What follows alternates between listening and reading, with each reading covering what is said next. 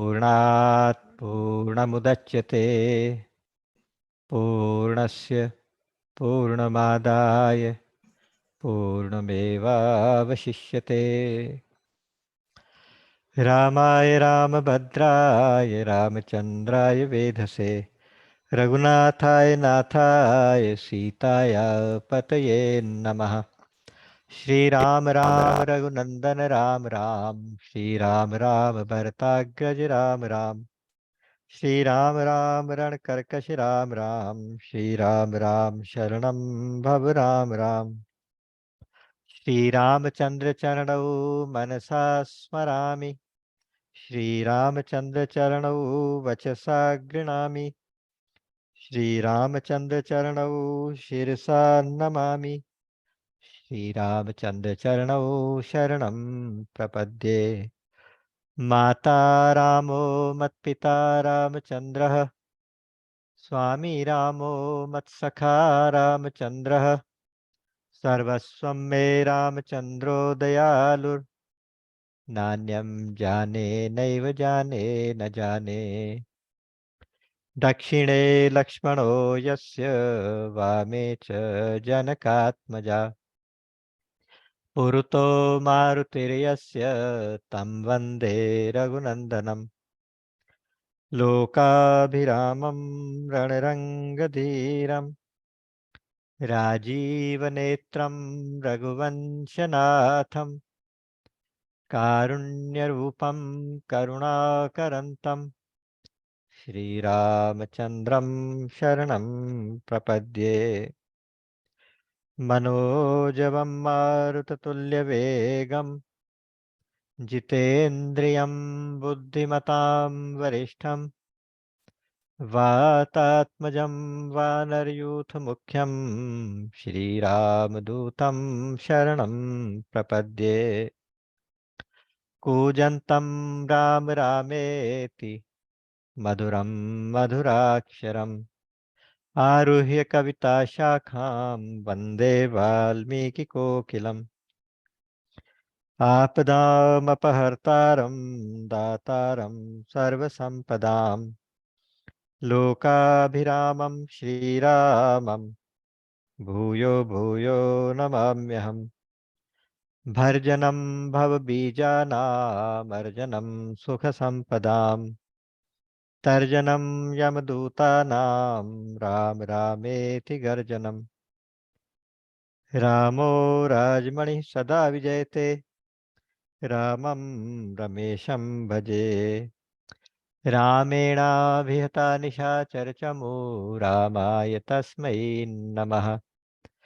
रामान्नास्ति परायणं परतरं रामस्य दासोऽस्म्यहम्। रामे चित्तलयः सदा भवतु मे भो राम मामुद्धर। राम रामेति रामेति रमे रामे मनोरमे सहस्रनाम तत्तुल्यं राम नाम वरानने। हा रघुनंदन प्राण प्रीते तुम बिन जियत बहुत दिन बीते। जे दिन गए तुमहि बिनु देखे ते बिरंचि जनि पारहि लेखे। कृपा वारिधर राम खरारी पाहि पाहि प्रणतारति हारी। अतुलित बल अतुलित प्रभुताई मैं मति मंद जानि नहीं पाई। निज कृत कर्म जनित फल पायो अब प्रभु पाहि शरण तक आयो। असरन सरन बिरद संबारी मोहि जनि तजहु भगत हितकारी। श्रवण सुजसु सुनियायो प्रभु भंजन भव भीर। त्राहि त्राहि आरति हरन, सरन सुखद रघुबीर। मो सम दीन न दीन हित, तुम समान रघुबीर। अस विचारि रघुबंश मनि, हरहु विषम भवभीर। कामिहि नारि प्यारी जिमि, लोभिहि प्रिय जिमि दाम। तिमि रघुनाथ निरंतर, प्रिय लागहु मोहि राम। राम राम।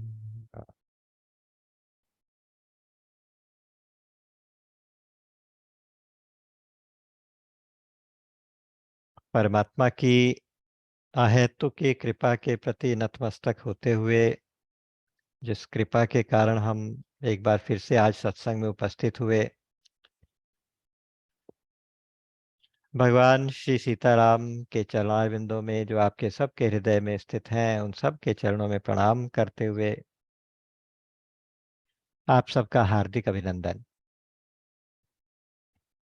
श्री रामचरितमानस परिक्रमा के इस कार्यक्रम में हमारी ये यात्रा चलते चलते सुंदरकांड में प्रवेश कर चुकी है।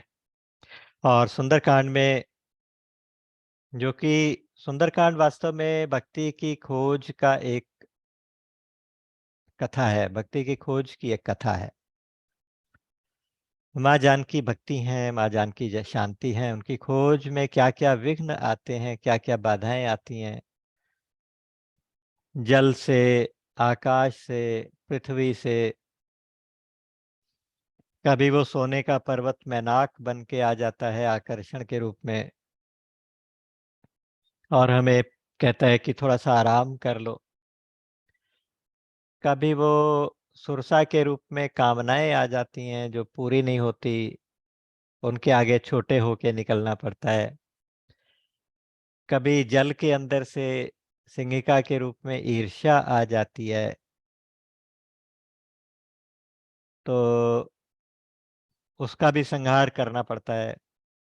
और कभी सोने की नगरी की जो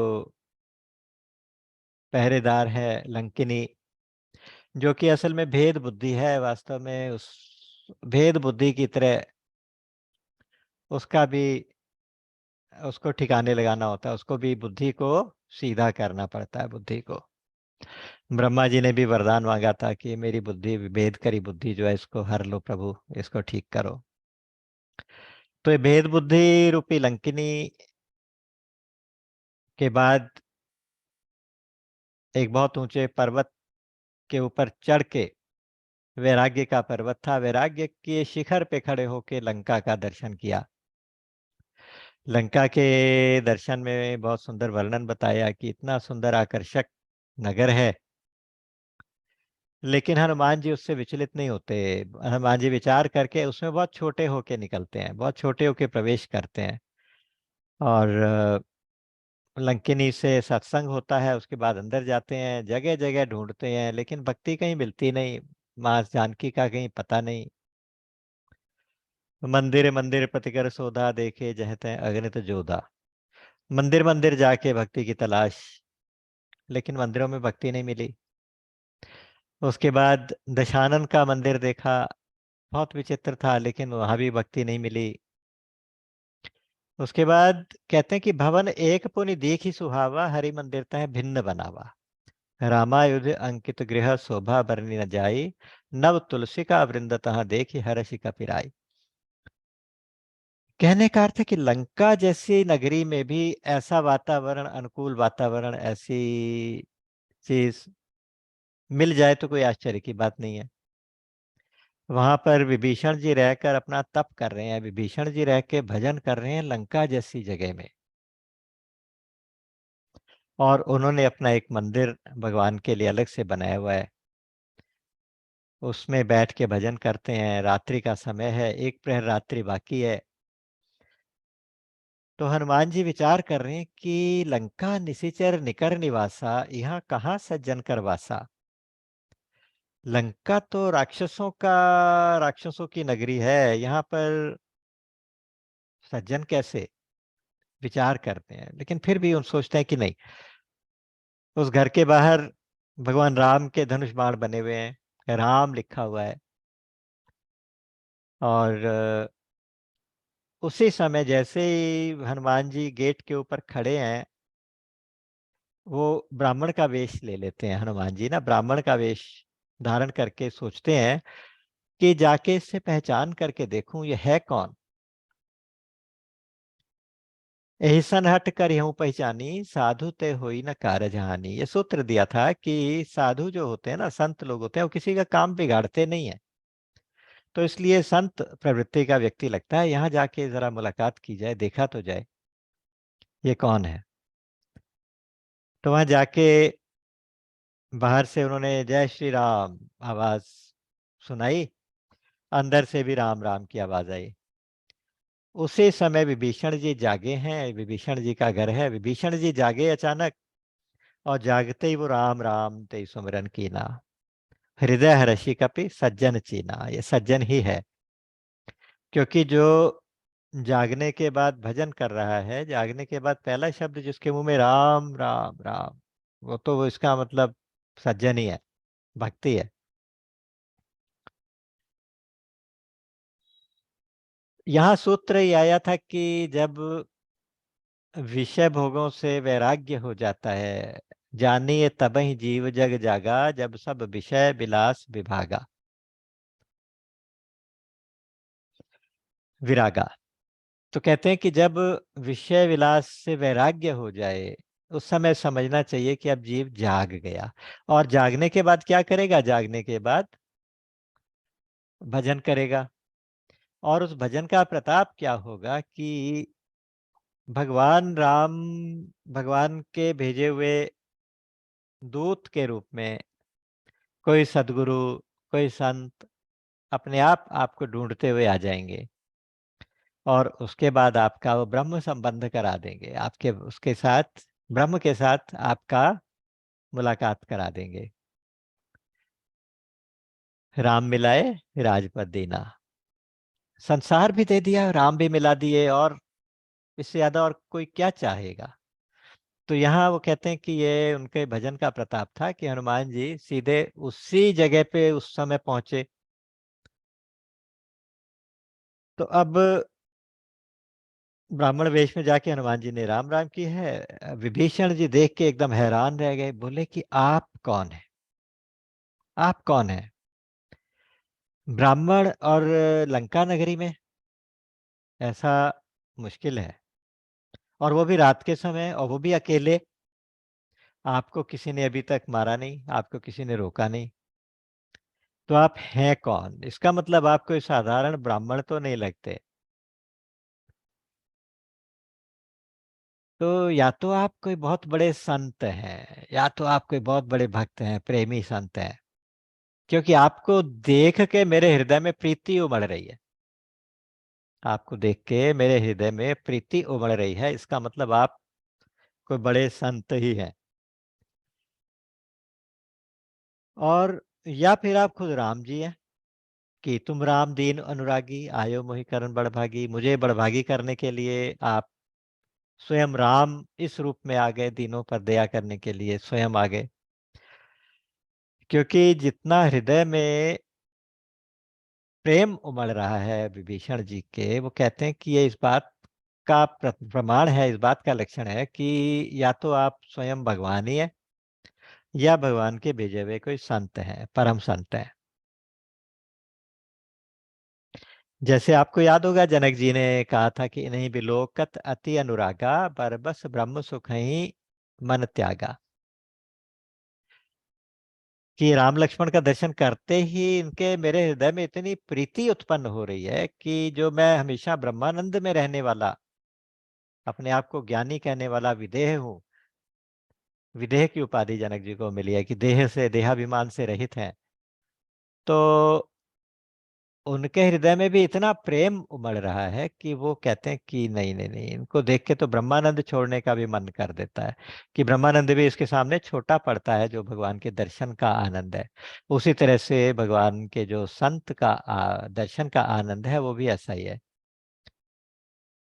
तो विभीषण जी कहते हैं कि आप कौन हैं? तो यहाँ पे उन्होंने कहा कि तब हनुमंत कही सब राम कथा निज नाम, सुनत जुगल तन पुलक मन, मगन सुमिर गुण ग्राम। तब हनुमान जी ने सबसे पहले तो राम कथा सुनाई। हनुमान जी से जब कोई परिचय पूछता है ना कि आप कौन है, तो राम कथा कहते हैं। कारण कि राम कथा के अंदर हनुमंत कथा अपने आप आ जाती है। तो राम कथा सुनाई और बाद में अपना नाम बताया। तो जैसे ही राम कथा सुनी तो दोनों का हालत ये हो गई है कि दोनों हाथ जोड़ के खड़े हैं, चेहरे पे मुस्कान है, रोमावली खड़ी हो गई है, रोंगटे खड़े हो गए हैं, वाणी गदगद हो रही है, आंखों से नीर बहने लगा। आपने सुना होगा, चार मिले 64 खिले, 20 रहे कर जोड़, प्रेमी सज्जन जब मिले तो हर्षे खिल गए 7 करोड़। चार मिले, चार नेत्र, दो एक संत के, दो दूसरे संत के। जब दो संत मिलते हैं तो क्या होता है? दो प्रेमी भक्त मिलते हैं तो क्या होता है? चार मिले, दो नेत्र इधर से दो उधर से, 64 खिले, 32 दांत इधर 32 दांत उधर खिल गए, और 20 रहे कर जोड़, 10 उंगलियां इधर 10 उंगलियां उधर, दोनों हाथ जोड़ के खड़ी हो गई। और प्रेमी सज्जन जब मिले तो खिल गए 7 करोड़, 3.5 करोड़ रोंगटे, रोम होते हैं शरीर में, वो खिल गए, 3.5 इधर 3.5 उधर। तो ये राम कथा और हनुमान जी का परिचय, हनुमान जी का दर्शन जब विभीषण जी को हुआ तो उनकी हालत ऐसी है कि बस मगन हो गए, एकदम से पुलकित हो गए। वैसे भी यहाँ पे एक सूत्र, यहाँ पे एक संकेत ये है कि राम कथा सुनने से ऐसा ही होना चाहिए। राम कथा होने से हृदय द्रवित होना चाहिए, हमारा चित्त जो है पिघलना चाहिए। और वो पिघल के कहाँ से निकले? नेत्रों में से अश्रु के रूप में बहना चाहिए, और शरीर पुलकित हो जाना चाहिए। ये तीन बातें अगर हो रही हैं तो इसका मतलब ये हुआ कि हमने राम कथा सुनी। इसका मतलब राम जी की कृपा होनी शुरू हुई। और तुलसीदास जी तो कहते हैं अगर ऐसा नहीं होता तो बेकार। ये फाटहु फूटहु नैन,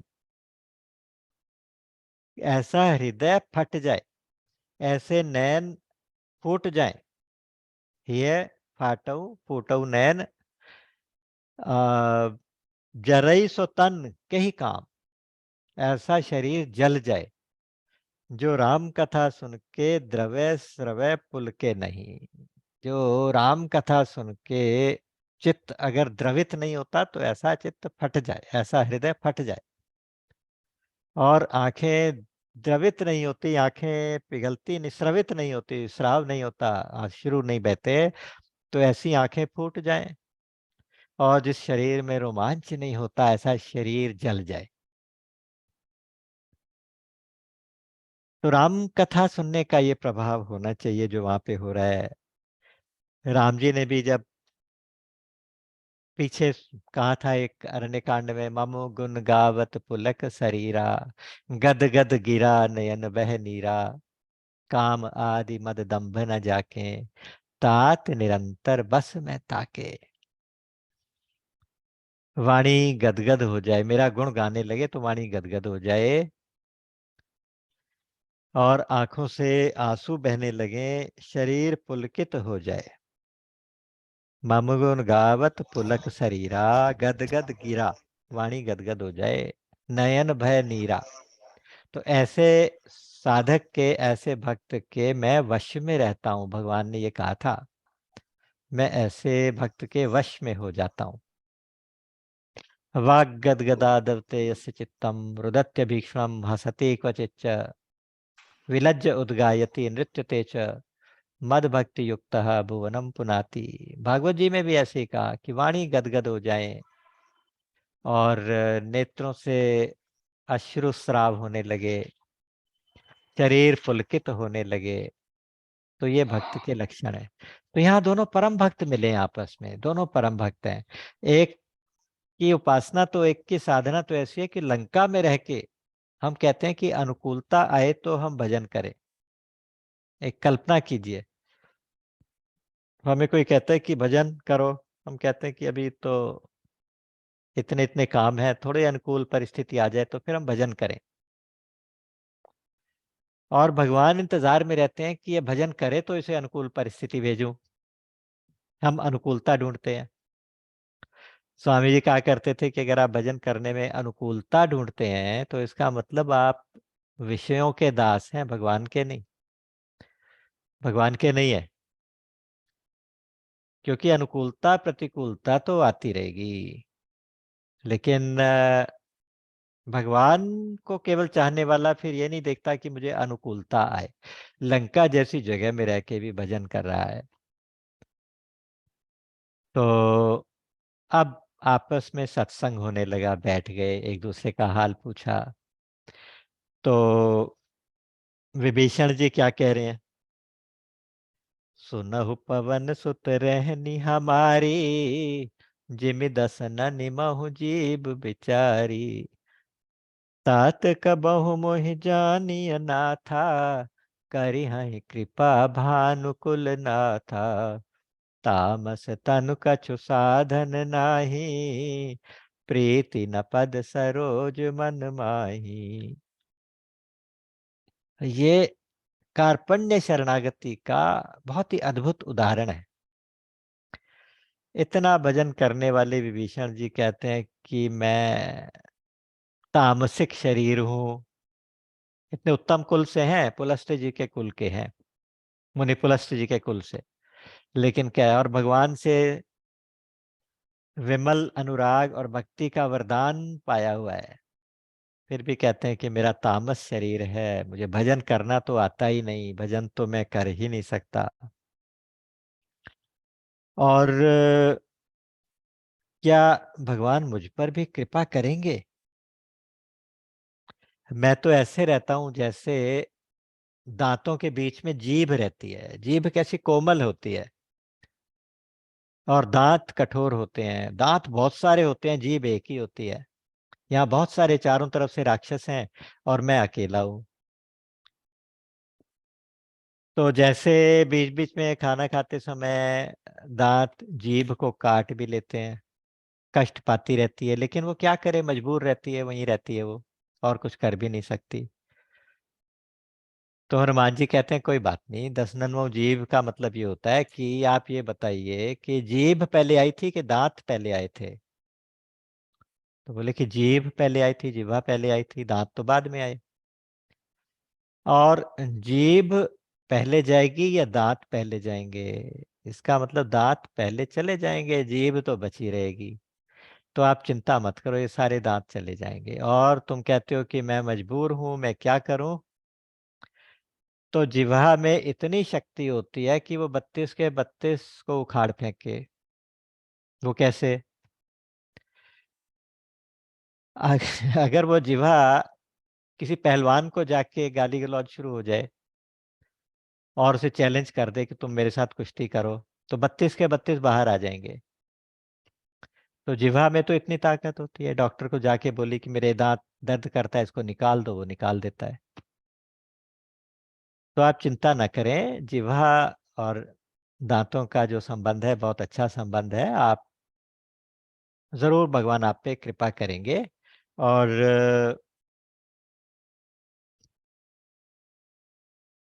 हाँ, बाकी ये कहते हैं कि तात कबों में जानिए ना था, करिए कृपा भानुकुल ना था। मैं अनाथ की तरह से राक्षसों के बीच में फंसा हुआ हूं, क्या कभी प्रभु मेरे ऊपर कृपा करेंगे? अब जिह्वा और दांत का उदाहरण देख के हनुमान जी ने उनको हिंट दिया। उन्होंने कहा कि देखो, अगर जिह्वा चाहे तो इन सभी दांतों से छुटकारा पा सकती है। आप मुझे माँ जानकी का दर्शन कराओ, मैं आपको राम का दर्शन कराऊंगा, मैं आपको राम से मिलाऊंगा। आप मुझे माता से मिलाओ, मैं आपको राम से मिलाऊंगा। विभीषण जी कहने लगे कि बस आज इस बात का मुझे प्रमाण मिल गया कि प्रभु कृपा करते हैं। मुझे ऐसा लगता था कि पता नहीं मुझ पे कृपा करेंगे कि नहीं करेंगे। अब मोहिभा भरोस हनुमंता, बिनु हरि कृपा मिलहि नहीं संता। ये तो सूत्र है, ये एक बहुत बड़ा सूत्र है कि हरि कृपा के बिना संत नहीं मिलते। तो इसका मतलब मुझ पर कृपा हुई है तभी आपके दर्शन हुए हैं। तो आपको याद होगा भरत जी क्या कहते थे, कहु कपि कबहु कृपाल गोसाई। जब भरत जी से हनुमान जी की मुलाकात हुई तो कहते हैं कि हे हनुमान जी, आप मुझे बताओ कि क्या मेरे स्वामी मुझे दास की तरह मुझे याद करते भी हैं? सुमिरई मोहि दास की नहीं। इतना कार्पण्य, इतनी दीनता, इतनी विनम्रता एक भक्त के अंदर होती है। सुतीक्षण जी भी यही कह रहे थे।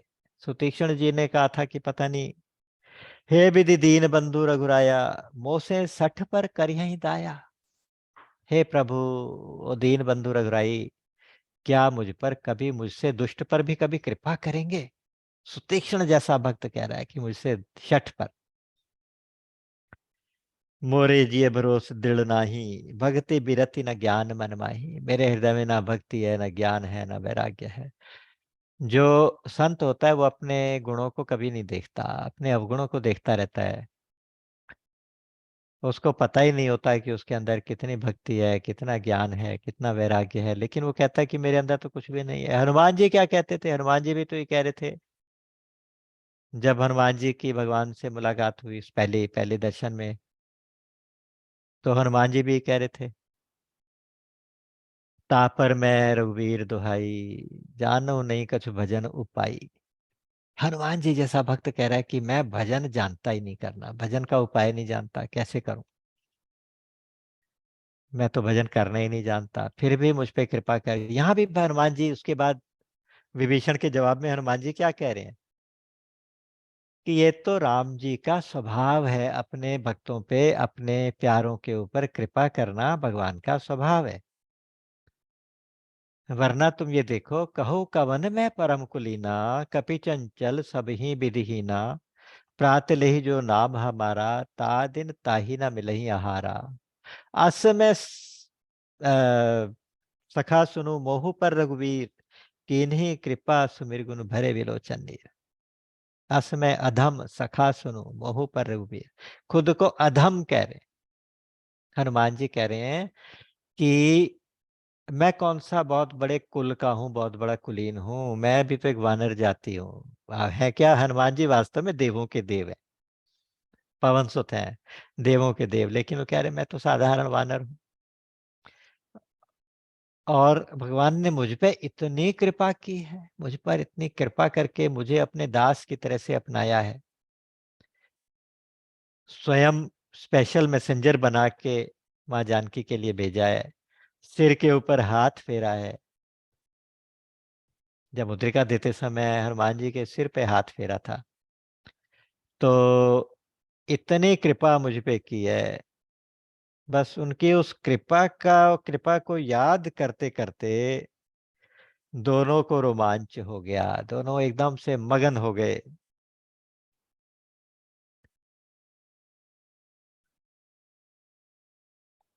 संत का दर्शन तो बस वही, जितनी देर संत का दर्शन हो जाए, जितनी देर संत से मुलाकात हो जाए, तो बस वही समय सार्थक है, बाकी सब तो बेकार ही है। दर्शन कीजिए संत का, साहिब आवे याद, लेखे में वो ही घड़ी, बाकी सब बर्बाद। एक सुंदर दोहा था, जैसे हम भगवान से प्रार्थना करते हैं ना, जे दिन गए तुम्हें बिनु देखे, ते बिरंची जनि पारे ही लेखे। हे प्रभु, आपको देखे बिना जितना जितना समय निकल गया ना, जितने दिन निकल गए, वो विधाता हमारे खाते में ना डाले, हमारे लेखे में ना डाले। क्योंकि अगर उसके हिसाब से आगे जाके अकाउंट देखने लगा तो फिर हम कहीं के ना रहेंगे। तो कहते हैं कि अगर सुबह सुबह, हनुमान जी कहते हैं, सुबह सुबह कोई हमारा नाम भी ले ले तो उसके पूरा दिन खाना ही ना मिले, आहार ही ना मिले। अपना मतलब दीनता दिखाने के लिए हनुमान जी एक उदाहरण दे रहे। अच्छा, इस चौपाई के आधार पे बहुत से लोगों ने बड़े सारे भ्रम पाल लिए। कहा कि नहीं नहीं, हनुमान जी का जो भजन है सुबह सुबह नहीं करना चाहिए, हनुमान चालीसा सुबह सुबह नहीं बोलना चाहिए। ऐसा नहीं है, ऐसा नहीं है। भगवान जो जो हनुमान जी हैं, वो 24 घंटे कभी भी उनका भजन करो। हाँ, उसका अर्थ ये जरूर है कि अगर सुबह सुबह आप हनुमान जी का नाम ले लेंगे तो आपको इंद्रियों का आहार यानी विषय भोग, इनसे अरुचि हो जाएगी, इनसे विरक्ति होने लगेगी। तो भगवान हनुमान जी का भजन करने का असर ये होगा कि धीरे धीरे वो आहार, जो विषयों का आहार है, जो इंद्रियों का आहार है, विषय भोग, वो धीरे धीरे मिलने बंद हो जाएंगे। वो धीरे धीरे उनमें रुचि कम होती चली जाएगी। तो यही तो चाहिए, और क्या चाहिए? संसार से हटना और भगवान में जुड़ना, ये दो ही काम करने हैं। बुल्लिया रब दा की पाना, इधरों पुटना इथे लाना, इधर लाना। बुल्ले शाह के गुरुजी ने कहा था कि भगवान की प्राप्ति तो बहुत आसान है। भगवान की प्राप्ति में क्या रखा है? अपने मन को यहाँ से उखाड़ के यहीं तो लगाना, दूसरी तरफ ही तो लगाना है। संसार से हटा के भगवान में लगाना है। और एक्चुअली ये दो स्टेप्स भी नहीं है कि यहाँ से उखाड़ेंगे वहां लगाएंगे, बल्कि एक स्टेप कोई भी करेंगे तो दूसरा अपने आप हो जाएगा। ये दोनों साइमल्टेनियस हैं, दोनों इकट्ठे चलते हैं। इधरों पुटना इधर लाना।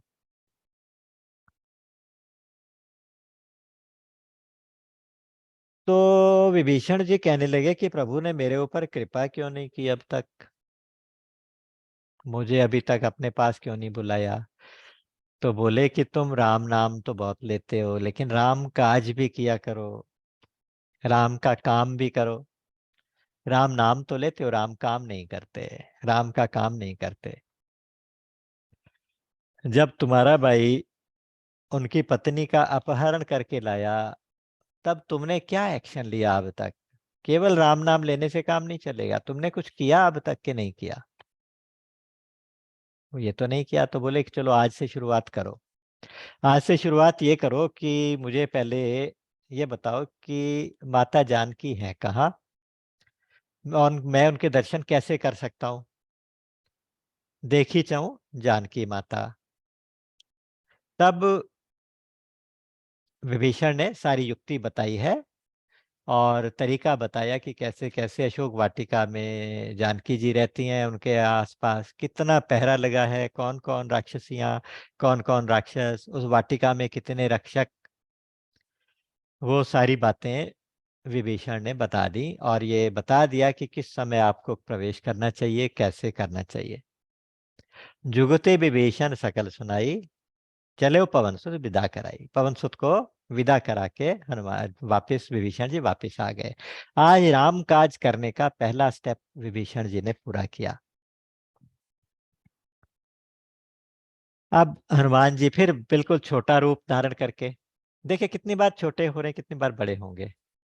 ये सुरसा जी ने इनको आशीर्वाद जो दिया था ना, तो वहां वो प्रैक्टिस करवाई थी कि छोटा कैसे होना है, बड़ा कैसे होना है। तो जहाँ छोटा होना है वहाँ छोटे हो जाते हैं, जहाँ बड़ा होना है वहाँ बड़े भी हो जाते हैं।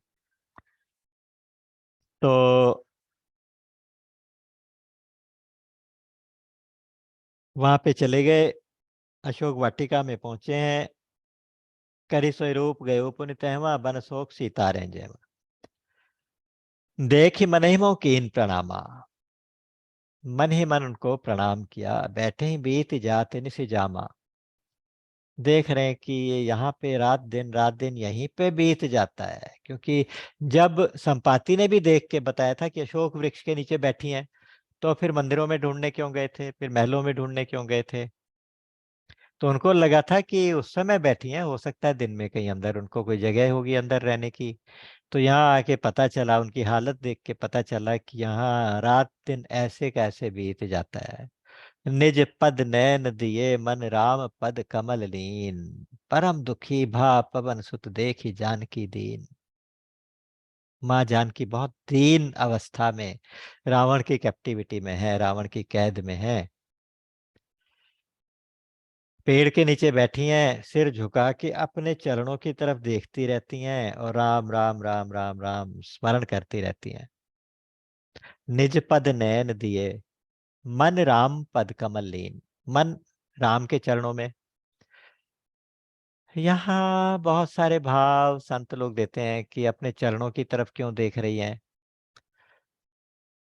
सीधी सी बात है कि चंचलता जो होती है ना, दो अंगों में ज्यादा होती है, या तो चरणों में या तो नेत्रों में, और या मन में।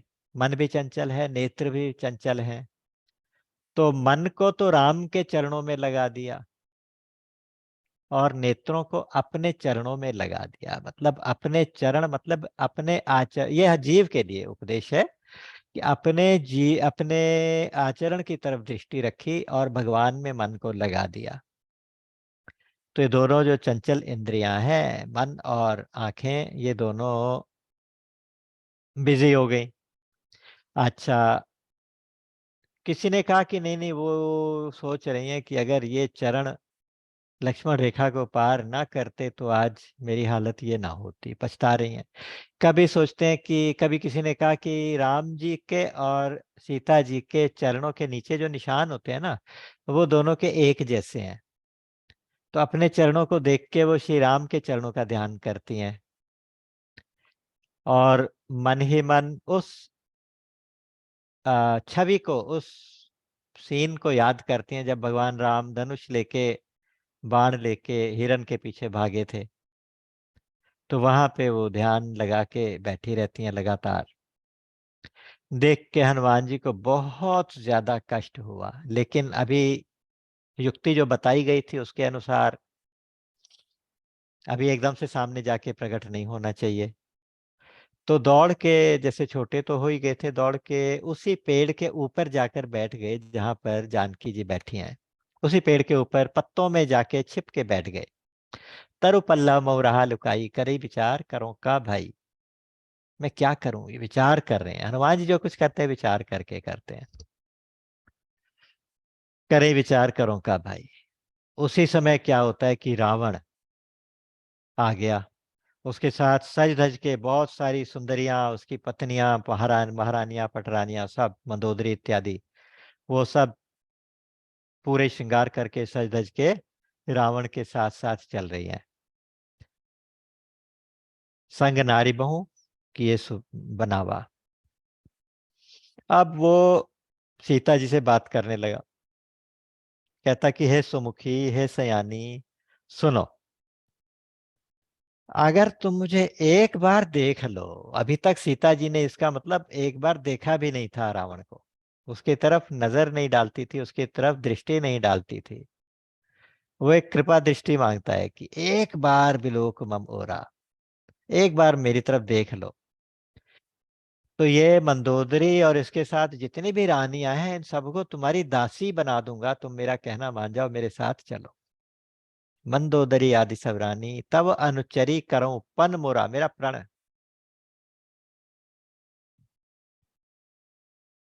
तो तब अनुचरी करो, तुम्हारी अनुचरी कर दूंगा, तुम्हारी सेविका बना दूंगा। अब जानकी जी नीचे से एक तिनका उठाती हैं, तिनके की ओट में बात करती हैं, तिनके की ओट में। क्योंकि जो सती होती हैं वो पर पुरुष के सामने आंख मिला के बात नहीं करती। तो एक कोई ना कोई ओट, कोई ना कोई पर्दा बीच में होना चाहिए। तो उस पर्दे के रूप में तिनके को रख लेती हैं।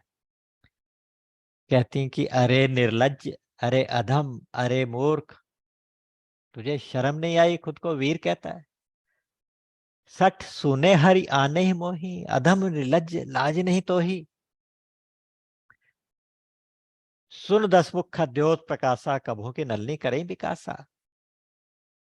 मैं कमलिनी हूं, कमल, कमलिनी।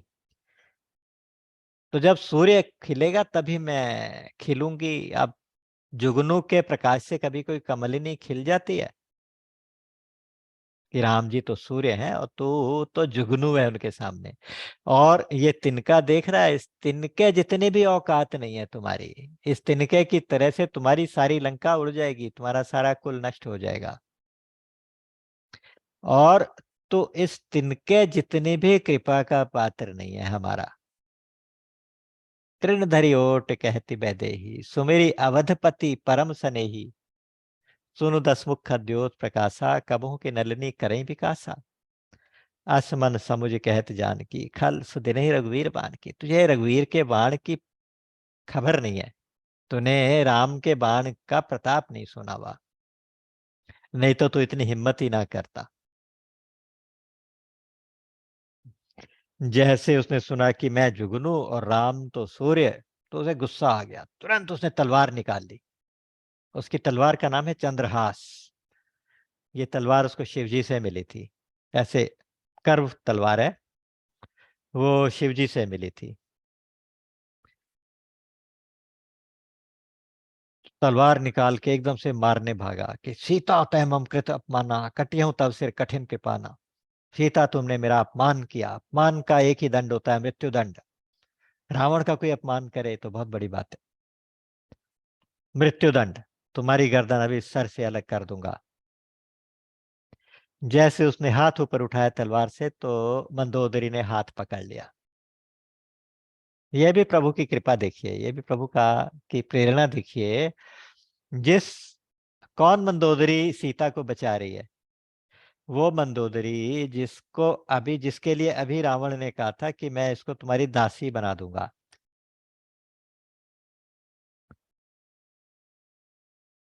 लेकिन वो वही मंदोदरी उस सीता को बचाने आई है। वो कहती है कि अरे अरे, ये कैसी बात स्वामी आप करते हैं, एक नारी पे हाथ उठाएंगे, उसका क्या कसूर?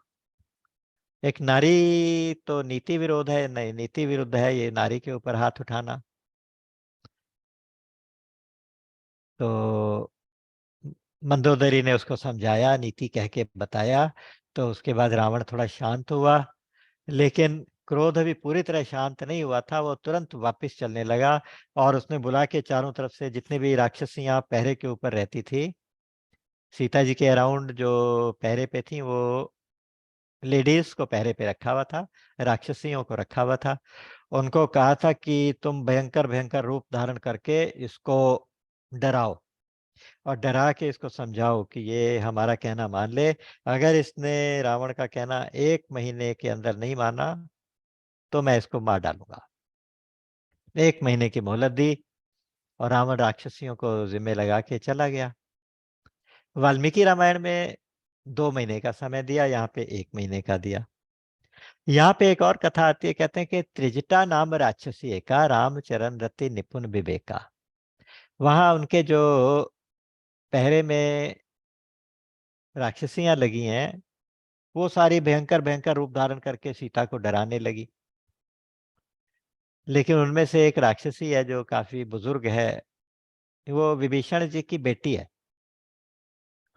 किसी कल्प में वो बेटी होती है, किसी में वो पत्नी होती है। यहाँ इस कल्प में जिसमें कथा हम कर रहे हैं, इसमें पत्नी का नाम तो शर्मा था, बेटी का नाम त्रिजटा था, विभीषण की बेटी। और उसके भी भाव सात्विक भाव थे, है तो राक्षसी लेकिन रामचरण रते निपुण विवेका। अच्छा, इसमें 3 बातें आ जाती हैं। त्रिजटा नाम भी शायद इसीलिए उसका, 3 बातें जिसके अंदर तीनों गुण जटित हैं, जिसके अंदर 3 गुण जटित हैं। कौन कौन से? राम चरण रति, राम के चरण में प्रीति यानी भक्ति। निपुण मतलब कर्म योग में निपुण यानी कर्म। और विवेका, विवेका मतलब ज्ञान। तो ज्ञान, कर्म और भक्ति, ये तीनों जिसके अंदर पूरी तरह से भरपूर हैं, उसका नाम है त्रिजटा। तो वो सबको बुला के, सारी राक्षसियों को बुला के कह रही है कि सुनो सुनो, मैं आज तक जितने सपने देखे हैं, मैंने जीवन में बहुत सपने देखे हैं, और जितने सपने देखे हैं आज तक सच ही हुए हैं। मैंने कल एक बहुत भयंकर सपना देखा, मैं तुम्हें सपना बताती हूँ। क्या सपना? 10 बातें सपने में देखी हैं। सपने बानर लंका जारी। सपने में वानर ने, एक वानर आया है कहीं से, सपने में उसने लंका जला दी है। और जातु धान सेना सब मारी, खर आरूढ़ नगन 10 सीसा, मुंडित सिर खंडित भव भुज बीसा, एहि विधि सो दक्षिण दिश जाई, लंका मनहु विभीषण पाई। यह सपना मैं कहूँ पुकारी, होई सत्य गए दिन चारी। क्या क्या बातें देखी हैं? उन्होंने देखा है कि एक वानर आया सपने में, उसने सारी लंका को जला दिया। हनुमान जी ऊपर बैठ के सपने का हाल सुन रहे हैं। वो कहते हैं अच्छा, ये बात तो भगवान ने कह के नहीं भेजी थी। ओके, कोई बात नहीं, शायद मुझे तो सिर्फ इतना कहा था कि हमारा बल विरह बताना, और जानकी जी को देखना और वापस चले आना, और उनको तसल्ली देके आ जाना। ये तो नहीं बताया था कि लंका भी जलानी है। और जात उधान सेना सब मारी, और सारी राक्षसों की सेना को मार दिया उस वानर ने।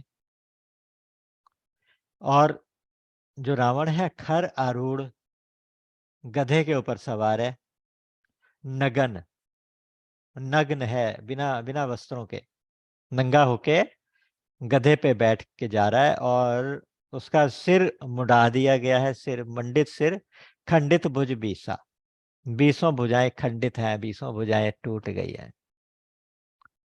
और जा कहाँ रहा है? दक्षिण दिशा की तरफ। दक्षिण दिशा कौन है? यमपुरी। यही विधि सो दक्षिण दिशा जाई, यमपुरी की तरफ जा रहा है, मौत की तरफ जा रहा है। और लंका मनो विभीषण पाई, लंका का राजा विभीषण हो गया है, ये मैंने सपने में देखा है। और सारे नगर में भगवान राम की जय जयकार हो रही है। तब भगवान ने सीता जी को अपने पास वापस बुलवा लिया। मैं बता रही हूँ, 4 दिन बीतते बीतते यह सपना जरूर पूरा होगा। मैं तुम्हें सबको समझा रही हूँ। तो इसलिए अभी भी मौका है, सीता की सेवा कर लो, सीता को डराओ मत, नहीं तो तुम्हारा भी बहुत बुरा अंजाम होने वाला है। तासु वचन सुनते सब डरी, जनक सुता के चरणनी परी। सब चरणों में पड़ने लगी, जनक सुता के, जानकी जी के पैर चरणों में माफिया मांगने लगी। और जह तह गई सकल सब, सीता कर मन सोच, मास दिवस बीते वही मारे निश्चर पुर। सारी राक्षसियां तो इधर उधर हो गई, अपने घर नहीं गई, इधर उधर चली गई, मतलब अपनी ड्यूटी से सब हट गई। और त्रिजटा भी अभी बैठी है, त्रिजटा तो अभी बैठी है इधर।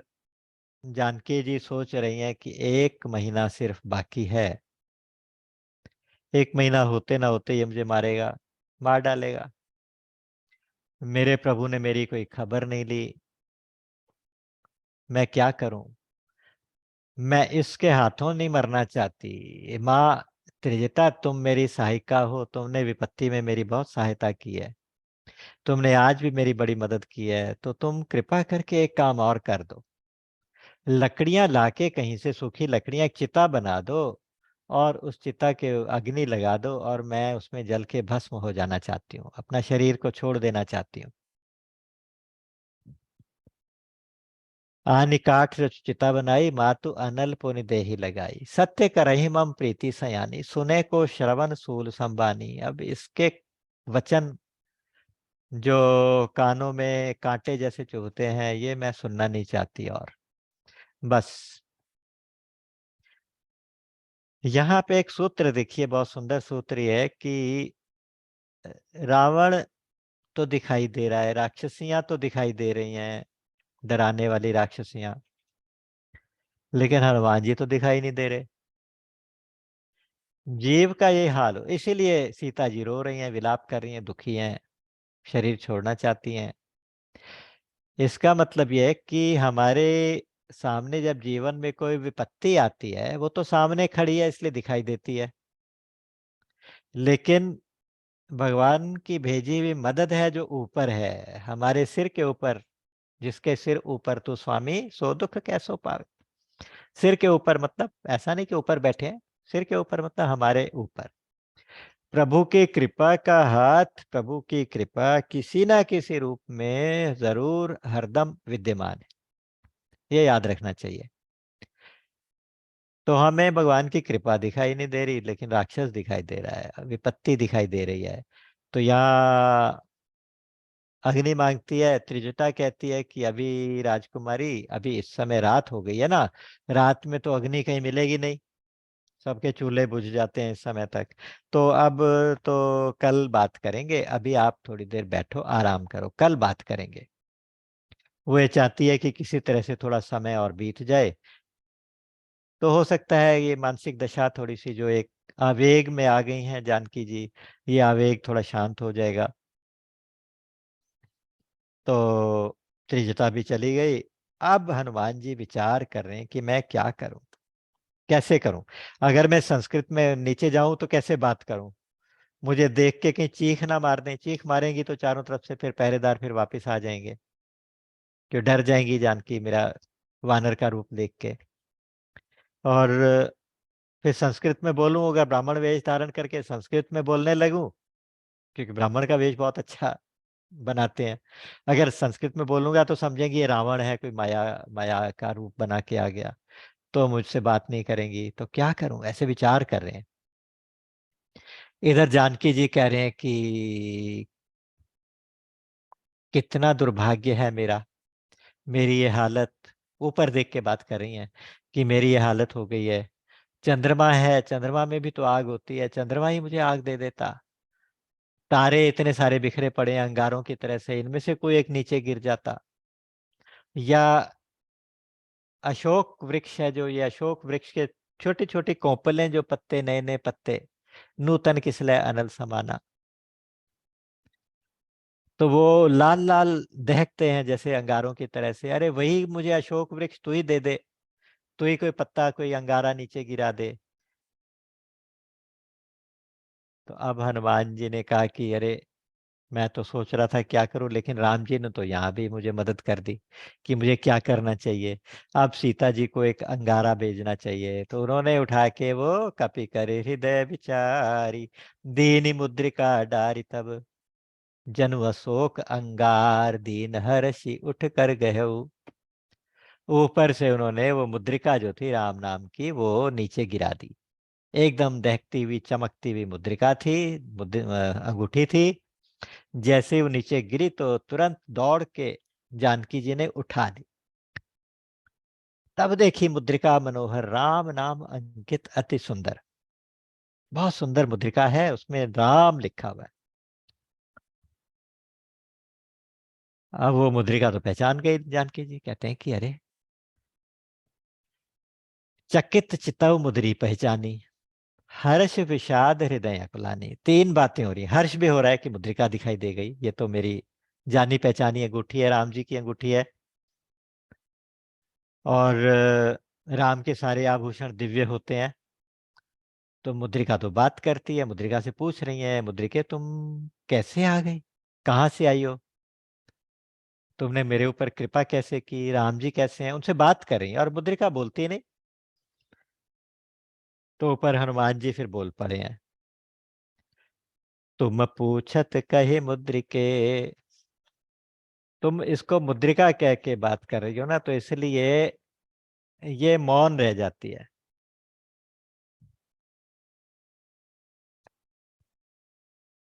बहुत सुंदर है।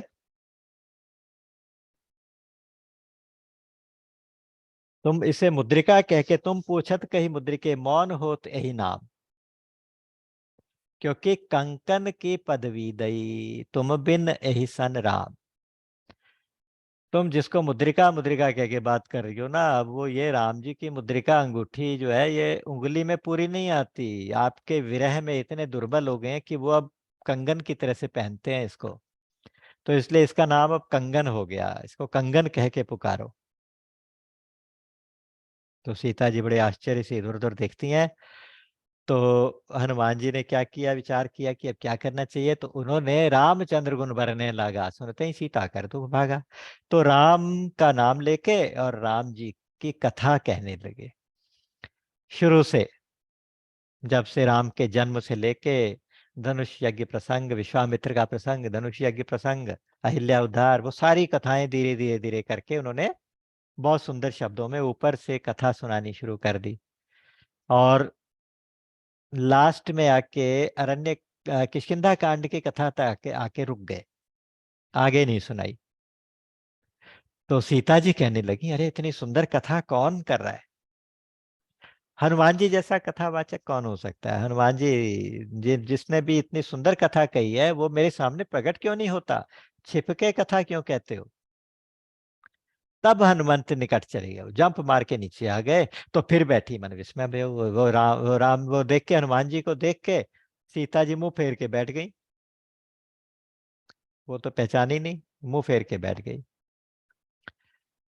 अब हनुमान जी अपने कोड वर्ड्स में बात कर रहे हैं, कहते हैं, राम दूत मैं मातु जान की, सत्य शपथ करुणा निधान की, यह मुद्रिका मातु मैं आनी, दीनि राम तुम कह सही दानी। हे माता, मैं रामदूत हूँ। हे माता जानकी, मैं रामदूत हूँ। और मुझे करुणा निधान की सत्य शपथ, सत्य सौगंध। जैसे करुणा निधान शब्द सुना तो जानकी जी के कान खड़े हो गए, क्योंकि ये एक ऐसा संबोधन है राम के लिए जो केवल सीता जी उनको करुणा निधान कहती थी। आपको अगर याद होगा तो गौरी पूजन के लिए जब माँ जानकी गई थी, जहाँ पुष्प वाटिका में प्रथम दर्शन श्री राम का हुआ था, उसके बाद गौरी पूजन करते हुए माँ गौरी से प्रार्थना की थी कि आप मेरे हृदय की जानने वाली हैं, बस मेरा मनोरथ पूरा करिए। तो गौरी ने कहा था कि मनु जाहि राचेउ मिलेउ सोबर, सहज सुंदर सांवरो, करुणा निधान सुजान सीलु, सनेह जानत रावरो। वहां पे करुणा निधान शब्द जो था ना, वो माँ गौरी ने राम के लिए कहा था। तो उसके बाद से जानकी जी उनको करुणा निधान ही कहती थी। तो जैसे एक पर्सनल संबोधन होता है तो वो या राम जी जानते हैं या जानकी जी जानती हैं। तो यहाँ आज हनुमान जी ने बोला है, सत्य शपथ करुणा निधान की। राम ने कह के भेजा था कि वो तुम्हारी तरफ देखेंगी नहीं जब तक तुम ये नहीं कहोगे कि करुणा निधान राम ने मुझे भेजा है। तो आज उन्होंने ये कहा कि मुझे करुणा निधान राम ने भेजा है, मुझे उनकी सत्य शपथ, सत्य सौगंध और ये मुद्रिका मैं लेके आया हूँ। राम ने पहचान के लिए आपके पास भेजी है ताकि आपको विश्वास हो जाए कि मैं वहीं से आया हूँ। क्योंकि ये मुद्रिका कोई माया से तो बनाई नहीं जा सकती थी, जानकी जी जानती हैं माया से बनाई नहीं जाती। और राम को जीत के कोई उसको छीन के ला नहीं सकता, क्योंकि राम अजेय है। तो हनुमान जी कह रहे हैं कि ये मुद्रिका राम ने खुद आपके लिए दी है और मुझे उनकी सौगंध, मैं उन्हीं का दूत हूँ। तब किष्किंधा कांड, अरण्य कांड तक की कथा तो सुन चुके थे, किष्किंधा कांड की कथा अभी बाकी थी। तो बोले कि नरबा नर ही संग कहूं कैसे। जानकी जी पूछती हैं कि अरे वो तो नर, तुम वानर, तुम्हारी आपस में कैसे दोस्ती हो गई? तब कही कथा भाई संगति जैसे, तब सुग्रीव की कथा, बाली की कथा वो सारा सुनाया है। और सारी बातें करने के बाद कपि के बचन सप्रेम सुनी, उपजा मन विश्वास, जाना मन क्रम वचन यह, कृपा सिंधु कर दास। तब जानकी जी को विश्वास हो गया कि मन वचन कर्म से ये कृपा सिंधु करुणा निधान श्री राम का सेवक है, दास है, तो इसलिए इसके ऊपर विश्वास किया जा सकता है। अब वो दुखी होने लगी। सीता जी को जैसे विश्वास हुआ कि वाकई ये राम के पास से आया है, तो सीता जी रो पड़ी, आंखों से आंसू बहने लगे। कहते भगवान तो करुणा निधान है, भगवान तो इतने कोमल स्वभाव हैं, तो उन्होंने मुझे क्यों बिसरा दिया, मुझे क्यों भुला दिया, अपने भक्तों पे कृपा करने वाले राम मुझे क्यों भुला दिया, मेरी शरणागति में क्या कमी थी। पहले बताओ, मैं जब छोड़ के आई थी तो राम मृग के पीछे गए थे, और पीछे पीछे लखन भैया भी गए थे। लखन भैया को मैंने कुछ बातें कह दी थी। तो पहले बताओ कि लखन भैया ठीक हैं और मेरे राम ठीक हैं। रोमांच होने लगा पूछते पूछते। राम कुशल से तो है ना, क्या उन्हें मेरी याद नहीं आती? क्या वो जयंत वाली बात भूल गए? जयंत ने छोटा सा अपराध मेरे प्रति किया था, कौवा बन के आया था, पैर में चोंच मारी थी, तो उसके पीछे बाण बना, बाण एक तिनके को बाण बना के भेज दिया था। तो क्या अब उन्हें मेरी याद नहीं आई? मुझे क्यों बुला दिया? तो हनुमान जी बोले कि माँ, मैं जो आया बैठा हूं, मैं कौन हूं? जिमि अमोघ रघुपति कर बाना, एही भांति चले हनुमाना। शुरू में बता ही दिया कि भगवान राम का जो बाण अमोघ बाण है, उस तरह से हनुमान जी चले हैं। तो हनुमान जी राम का बाण बन के चले हैं। जैसे राम के बाण को जयंत के पीछे लगाया था माँ, ऐसे ही आज आपके पीछे पीछे आपकी तलाश में मुझे भेज दिया। तो अब आप चिंता ना करें। और कहते हैं कि जनु जननी मानहु जियऊ ना, तुम ते प्रेम राम कै दूना। जानकी जी कह रही हैं कि आह नाथ हो निपट बिसारी। मैं मुझे बिसार दिया, मुझे भुला दिया, क्यों भुला दिया, इस तरह विलाप कर रही, रोने लगी हैं। तो ये बिल्कुल वैसा ही प्रसंग हो गया जैसे हनुमान जी कह रहे थे कि आ, एक में मंद मोह बस कुटिल हृदय अज्ञान।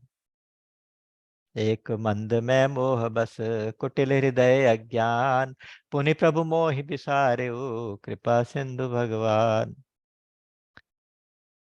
एक तो मैं मंद, फिर मोह के वश में, कुटिल हृदय और अज्ञानी। तो राम जी कहते हैं कि इससे सबसे बड़ा दुख तुम्हें किस बात का है, मंद होने का, मोहबस होने का, कि कुटिल होने का, या अज्ञानी होने? कहते नहीं, सबसे बड़ा दुख है कि पुनि प्रभु मोहि बिसारे हो, प्रभु मुझे भूल गए ना, ये सबसे बड़ा दुख है। ये सबसे बड़ा दुख है। ऐसे जानकी जी कह रहे हैं कि प्रभु ने मुझे, हाँ नाथ हो निपट बिसारी। तो वहां राम ने हनुमान जी को तसल्ली देने के लिए क्या कहा था? उन्होंने कहा था कि सुनो कपि जिय मानसी जिय ऊना, तै मम प्रिय लक्ष्मण ते दूना। तुम, हे वानर देव, हे वानर, वानरराज, तुम चिंता मत करो, तुम मुझे लक्ष्मण से भी ज्यादा दुगने प्रिय हो। तो उस तरह की एक चौपाई जो थी वो हनुमान जी ने याद कर ली थी। आज वो चौपाई यहाँ पे आके भगवान जी ने बोली। वहां पे कहा था, सुन कपि जिय मानसी जनि ऊना। आप यहाँ पे कहते हैं कि सुन जननी मानो जिय ऊना। वहां पे कहा था कि तैमम प्रिय लक्ष्मण ते दूना। और यहाँ कहते हैं कि तुमते प्रेम राम के दूना, तुम्हारे से राम जी दुगना प्रेम करते हैं। आप कितना प्रेम कर सकती हैं, उसे दुगना प्रेम राम जी करते हैं।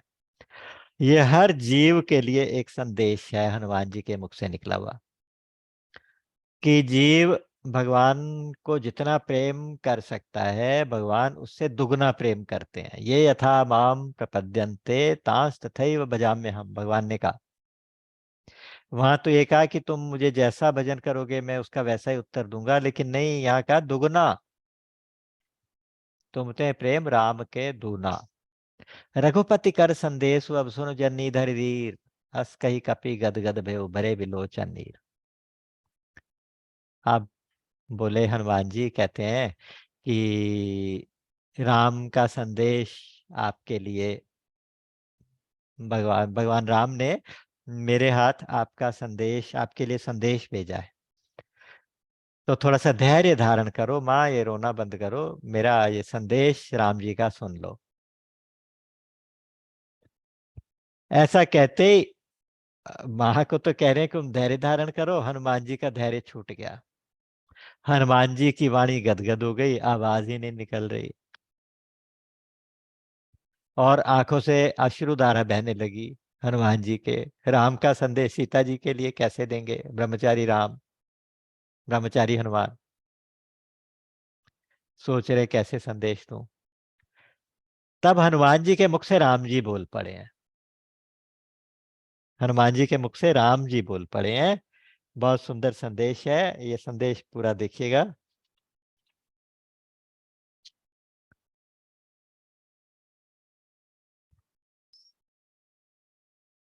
कहु राम वियोग तब सीता, मोह कहूँ सकल भये विपरीता। नव तरु किस लय मनहु किसानु, काल निशा सम निशि शशि भानु। कुबलय विपिन कुंत बन सरिसा, बारिद तपत तेल जनु बरिसा।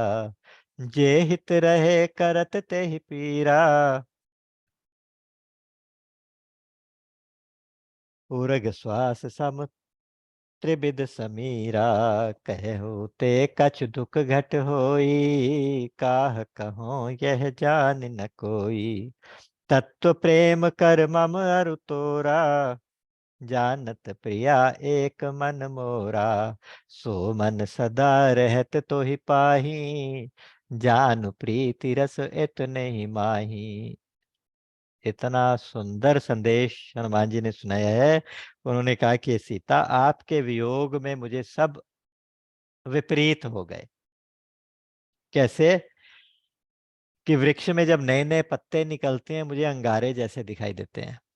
अभी सीता जी को क्या लग रहा था कि नूतन किसले अनल समाना, देहु अग्नि जनि करे निदान। अशोक वृक्ष के नए नए पत्ते अग्नि जैसे दिखाई दे रहे थे, तो राम जी कहते हैं कि वृक्षों के नए नए पत्ते मुझे अग्नि जैसे दिखाई देते हैं। और हर रात्रि मेरे लिए काल रात्रि जैसी हो जाती है। चंद्रमा सूर्य की तरह से तपता है। चंद्रमा में भी अग्नि माँ जानकी मांग रही थी, तो वहाँ राम जी भी कह रहे हैं कि चंद्रमा मुझे गर्म लगता है, शीतलता नहीं देता, ताप देता है। कमलों का जो वन है, कमल वन, ये कमल से ज्यादा सॉफ्ट तो कुछ होता नहीं, कमल इतना सॉफ्ट है, कहते हैं कि वो मुझे भाले जैसे चुभते हैं। कमल जो है भाले जैसे चुभते हैं। और वर्षा का जब जल बरसता है तो गरम तेल जैसा, जैसे कोई गरम तेल बरसा रहा हो, उससे भी शीतलता नहीं मिलती, इतना विरह है। और त्रिविध समीर जो होती है ना, शीतल मंद सुगंध समीर, ऐसे लगती है मानो कोई सांप की फुफकार हो, जहरीली फुफकार ऐसे लगती है। 6 ऋतुएं होती हैं, हेमंत शिशिर बसंत ग्रीष्म वर्षा और शरद। हेमंत में बहुत सुंदर रात्रियां होती हैं, वो कहते हैं कि काल रात्रि जैसी लगती हैं। शिशिर में नई नई कोपलें निकलती हैं, वो मुझे कांटे जैसी लगती हैं। वसंत ऋतु में त्रिविध समीर, शीतल मंद सुगंध समीर बहती है, तो वो मुझे सर्प की फुफकार जैसी लगती है। ग्रीष्म ऋतु में चंद्रमा बहुत शीतल होता है, लेकिन चंद्रमा तो तपता है मेरे लिए। और वर्षा में मेघ बरसते हैं, तो वर्षा में ऐसा लगता है कि जैसे जल की जगह तेल बरस रहा हो, गर्म तेल बरस रहा हो। और शरद ऋतु में कमल खिलते हैं, तो वो मुझे कहने का मतलब कांटे जैसे लगते हैं। कहने का मतलब यह है कि मुझे कोई भी ऋतु में, किसी भी मौसम में आसानी से आराम नहीं आ रहा। तुम्हारे बिना मैं इतना व्याकुल हूँ, तुम्हारे इतने विरह में मैं इतना व्याकुल हूँ। ऐसे राम जी ने संदेश दिया और कहा कि मैं क्या करूं, किससे कहूं, किसको सुनाऊं, अपना विरह किसको सुनाऊं। किसी को सुनाऊं कोई समझेगा नहीं, तो बस मेरा जो तत्व प्रेम कर मम अरु तोरा, जानकी जी और राम जी का जो प्रेम तत्व है,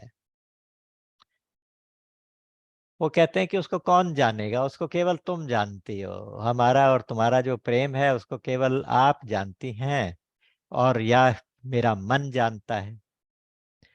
और क्योंकि सिर्फ मेरा मन जानता है, तो मेरा मन तुम्हारे पास रहता है, इसलिए अब वो तुम जानती हो। कहने का मतलब है कि मेरे अंदर कितना प्रेम आपके प्रति है, ये केवल मेरा मन जानता है। और वो मन मेरे पास नहीं है, वो मन आपके पास है, मेरा मन आपके पास है, इसलिए आप ही जानती है। तो इसलिए राम का जो प्रेम है वो किशोरी जी जानती हैं। जानु प्रीति रस इतने ही माई, बस मेरा जो प्रेम का रस का ये तत्व है ना, बस इतने ही में जान जाओ। जैसे ही ये संदेश सुना तो वैदेही विदेह हो गई। वैदेही को अपने शरीर की सुधि नहीं रही, रोने लगी बुरी तरह से, व्याकुल हो गई। मगन प्रेम तन सुधि नहीं तेहि, तन की सुधि नहीं रही, शरीर की सुधि नहीं रही, मगन हो गई, ध्यान लगने लगा। तो अब हनुमान जी बोला, माता जी आप चिंता ना करें, डरिए नहीं, वानर सेना को लेकर राम जी आएंगे, आपको ले जाएंगे। मैं अकेला भी आपको अभी ले जा सकता हूँ, मैं अकेला इतना समर्थ हूं कि आपको ले जा सकता हूं, लेकिन मुझे आज्ञा नहीं है। और जब राम का बाण उगेगा ना, फिर ये इनकी आप देखना, कोई राम बाण रवि में जान की, तम बरूत कहें जातु धान की। अब ही माँ तुम्हें जाम लो भाई, प्रभु आयुष नहीं राम दो भाई, राम की शपथ, मुझे उसकी आज्ञा नहीं है, तो मैं तो आपको अभी ले जाऊं।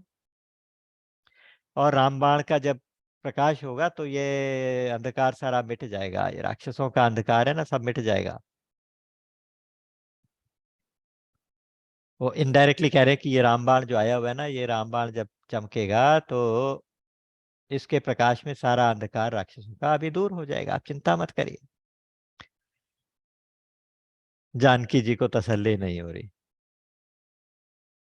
कहते कि है कप ये सब तुम्हें ही समाना, जातु धौन अति भट बलवाना।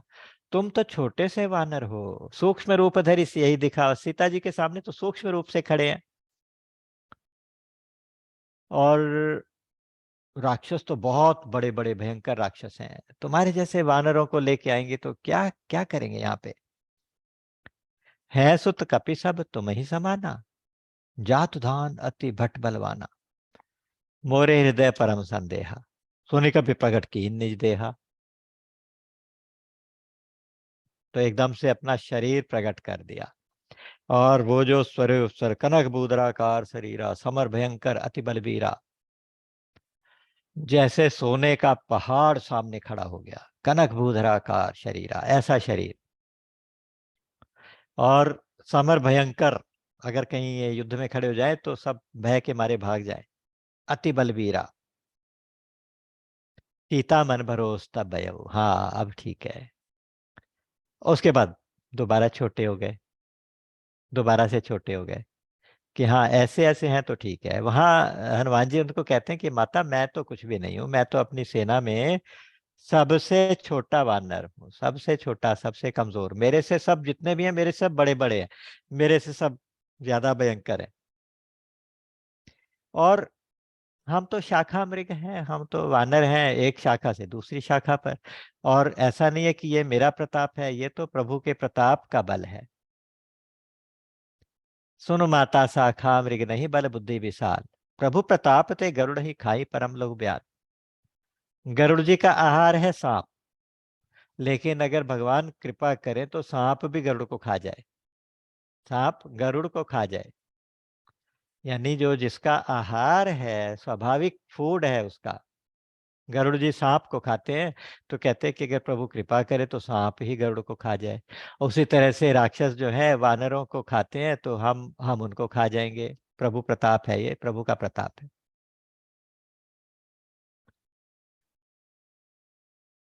तो माँ जानकी ने देखा भक्ति, प्रताप, तेज और बल, ये चार बातों से सनी हुई जो ये वाणी है हनुमान जी की, उससे माँ बहुत प्रसन्न हुई है। भक्ति की बात कर रहे थे, कह रहे थे कि कह कपि हृदय धीर धरी माता, सुमिरि राम सेवक सुखदाता। भक्ति का, भक्ति वाली वाणी बोल रहे थे। फिर प्रताप वाली वाणी बोल रहे थे कि राम बाण रवि हुए जानकी, तंबरूत कह जातु धान की। और तेज वाली वाणी बोल रहे थे, निशिचर निकर पतंग सम रघुपति बाण कृषाण। या ये भी कहा कि माँ जो राम का बाण है ना वो अग्नि है, और ये सारे तो पतंगे हैं, ये जितने भी राक्षस हैं पतंगों की तरह से जल के भस्म हो जाएंगे। कहते तो राम के बाण की बात है, लेकिन कर रहे हैं अपनी बात, क्योंकि आप राम का बाण बन के आए हुए हैं हनुमान के रूप में। तो कह रहे हैं कि या तो राम बाण रवि उवे जान की, राम बाण का सूर्य उदय होगा तो अंधकार छट जाएगा, और राम बाण रूपी अग्नि जब आएगी तो ये सारे पतंग जल के उसमें भस्म हो जाएंगे। तो लेकिन ये सब प्रभु का प्रताप है, ये सब हमारी कोई इसमें बड़ाई नहीं है, ये सब भगवान भगवान का प्रताप है। तो जानकी जी को बोले कि माँ, जानकी जी तो आशीर्वाद देने लगी, कहने लगी अजर अमर गुण निधि सुत होहु, करहु बहुत रघुनायक छो, हो तात बलशील निधाना। आप बल और शील के निधान हो जाओ, अजर हो जाओ, अमर हो जाओ, और गुण निधान हो जाओ।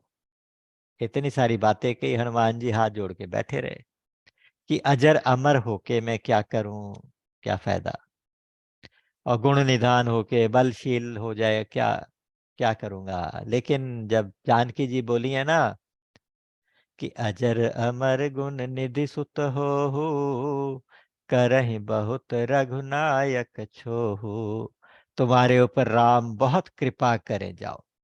आशीर्वाद दिया, करहि कृपा प्रभु अश्वनी काना, निर्भर प्रेम मगन हनुमाना, बार बार नय सिपत सीसा, बोला बचन जोरी कर कीसा। अब कृत कृत्य भयउ मैं माता, आशीष तब अमोघ विख्याता। तुम्हारे ऊपर राम बहुत कृपा करे, तुम्हारे ऊपर राम बहुत प्रेम करे। ऐसा आशीर्वाद सुनते ही तो हनुमान जी अपने देह की सुध भूल गए, एकदम से प्रेम में मगन हो गए, नाचने लगे, बार बार चरणों में गिर रहे हैं। माँ आज मैं कृतकृत्य हो गया, माँ आज आपने मुझे मेरा मन चाहा आशीर्वाद दे दिया, आज मैं कृतकृत्य हो गया। मैं यही चाहता था कि प्रभु मेरे पे कृपा बनाए रखे बस। तो आपने आशीर्वाद दिया, आपका आशीर्वाद अमोघ है।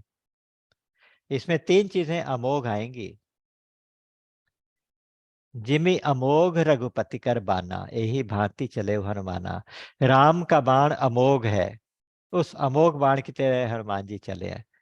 दूसरा सुंदर कांड में यहाँ पे आ गया, आशीष तब अमोघ विख्याता। माँ आपका आशीर्वाद अमोघ है। और जब विभीषण की शरणागति होगी तो राम जी कहेंगे कि मोर दरस अमोघ जग माही। राम का दर्शन अमोघ, जानकी जी का आशीर्वाद अमोघ, और राम का बाण अमोघ। अमोघ का मतलब होता है जो अपना कभी टारगेट को चूके नहीं, एकदम से शार्प टारगेट को हिट करे, ऐसा कभी कभी फेल ना हो, जो ऐसा अमोघ बाण। अब जैसे ही राम की कृपा का आशीर्वाद मिला तो कहते हैं कि भाई वैसे तो राम कृपा की प्राप्ति जो होती है ना, राम कृपा की प्राप्ति साधन साध्य नहीं होती, ये याद रखिएगा। राम कृपा मिलती है या तो राम कृपा की याचना करने से, अब प्रभु कृपा करहु यही भांति, सब तज भजन करऊं दिन राति। केवल कृपा मांगने से कृपा मिलती है। दूसरा, मन क्रम बचन छाड़ी चतुराई, भजत कृपा करी हई रघुराई। मन से, कर्म से, वचन से चतुराई छोड़ के, चालाकी छोड़ के भजन करे तो राम जी कृपा करते हैं। और तीसरा यह है कि किशोरी जी को खुश कर लो, हमारी जानकी मैया को प्रसन्न कर लो, उनके कृपा पात्र हो जाओ तो राम कृपा करेंगे ही करेंगे। अब हनुमान जी कहते हैं कि माँ आपके आसपास अशोक वृक्ष तो ये है, लेकिन अशोक वृक्ष के साइड में मुझे दिखाई दे रहा है एक और बाग है। अशोक वाटिका है ये, तो अशोक वाटिका में अशोक के वृक्ष है, और उसके साथ लगा हुआ छोटा सा गेट है, उसके साथ एक और बाग है जिसमें बहुत सुंदर सुंदर फल लगे हुए हैं, फलों के पेड़ लगे हैं। माँ बहुत जोर से भूख लगी है, आप आशीर्वाद दो ना, आप आज्ञा दो तो मैं थोड़े से फल खा लूं। तो जानकी जी बोली, नहीं नहीं नहीं भैया, यहाँ बहुत, बेटा यहाँ बहुत बड़े बड़े भयंकर राक्षस पहरा देते हैं। तो हनुमान जी बोले, उनकी मुझे कोई चिंता नहीं है, बस आप नाराज मत होना, मुझे एक बार आज्ञा दे दीजिए, आप नाराज मत होना बस। तो मैं, अगर आप इजाजत हो तो जाके मैं फल खा लूं, मुझे बहुत जोर से भूख लगी। तो माँ ने कहा, क्यों, कि रास्ते में कुछ खाया पिया नहीं, इतने दिन से निकले हुए हो, क्या कुछ खाया पिया नहीं? तो बोले कि माँ, अब तक तो राम काज करने की जिद थी, तो इसलिए कुछ खाने की इच्छा ही नहीं हुई। और फिर रास्ते में माँ तो कई मिली, लेकिन सब खाने वाली मिली, खिलाने वाली तो कोई नहीं मिली। सुरसा मिली, कहती मैं तुम्हें खाऊंगी, आज सुरनमयी दीन आहारा, मुझे आज देवताओं ने आहार दे दिया। सिंगनी थी, वो परछाई से पकड़ के नीचे खींचती थी, वो कहती थी मैं तुम्हें खाऊंगी। आगे लंकिनी कहती थी, मोर आहार लंक कर चोरा, कि मैं तुम्हें खाऊंगी। तो माँ खाने वाली तो बहुत मिली, खिलाने वाली माँ कोई नहीं मिली अब तक। आप कृपा करके मुझे आज अनुमति दे दीजिए, आशीर्वाद दे दीजिए, तो मुझे इन राक्षसों से कोई डर नहीं लगता, आप चिंता मत करिए, आप मत डरिए, बस आप घबराइए मत। तो माँ जानकी ने देखा कि अरे ये तो लायक बच्चा है, तो उन्होंने कहा कि जाओ, रघुपति चरण हृदय धरी, तात मधुर फल खाओ। यहाँ पे सूत्र है, जीवन का सूत्र, कि भगवान राम के चरणों को हृदय में रख के मधुर फल खाओ चारों तरफ, चिंता मत करो फिर। मधुर फल खाओ का मतलब संसार के सभी काम करो, सारे विषय भोगों में एंजॉय करो, सब कुछ एंजॉय करो, लेकिन राम, श्री राम के चरणों को हृदय में रख के, यानी राम का नाम मुंह में रख के पढ़ो। भगवान को याद रखो, और सब कुछ संसार में सारे व्यवहार करो। हनुमान जी वाटिका में पहुंचे, जाके पहले तो शांति से उन्होंने फल खाए, तोड़ तोड़ के बड़े मीठे मीठे फल सब कुछ खाए। उसके बाद वानरों का स्वभाव होता है कि थोड़ा टहनियाँ वहनियाँ उखाड़ देते हैं, और यहाँ हनुमान जी कोई साधारण वानर तो नहीं है, अब टहनी उखाड़ने लगते तो पेड़ उखड़ जाता है। तो उन्होंने जैसे जैसे फल खाए, उखाड़ उखाड़ के वृक्ष इधर उधर फेंकने शुरू कर दिए। तो रखवारे जब बर्जन लागे, रखवारे आ गए सारे, बहुत सारे, मुष्टि प्रहार हनत सब भागे। नहीं, यहाँ पे वो है कि रखवारे जब आए, तो रहे ताम बट रखवारे, कछु मारे से कछु जाई पुकारे, नाथ एक आवा कपि भारी, तही अशोक वाटिका उजारी। यहाँ पे जो रखवारे थे ना, मना करने लगे तो उनको मारने लगे, उनमें कुछ तो मार दिए, कुछ बच गए। वो जाके रावण के दरबार में गए, महाराज महाराज, एक बहुत बड़ा भयंकर वानर आया, उसने अशोक वाटिका को, आपकी प्रिय अशोक वाटिका को उजाड़ दिया। ये अशोक वाटिका रावण को बहुत प्रिय है, बहुत अच्छी लगती है, उसने ये उखाड़ दिया, अब पेड़ उखाड़ दिए, और हमारे रक्षकों को मसल मसल के नीचे गिरा दिया, मार दिया। रावण ने कहा, ऐसा कौन सा वानर आ गया? तो उसने बहुत सारे योद्धा भेजे, फिर बहुत सारे योद्धा भेजे। योद्धा कौन थे वो? असल में किंकर नाम के राक्षस हैं, किंकर नाम के स्पेशल ट्रेनिंग वाले कमांडोज हैं। 80,000 किंकरों की फौज है, इससे पहले 18,000 रक्षक लगे हुए हैं उस वाटिका के ऊपर, 18,000 रक्षक हैं, उसमें ज्यादातर हनुमान जी ने मार डाले हैं, और थोड़े से जाके बचे हैं, तो जाके पुकारा है उन्होंने। तो फिर उन्हें किंकरों को भेजा, एक एक किंकर 10-10 हजार योद्धाओं को मार सकता था, इतने इतने ताकतवर थे, और 80,000 किंकरों की फौज आई।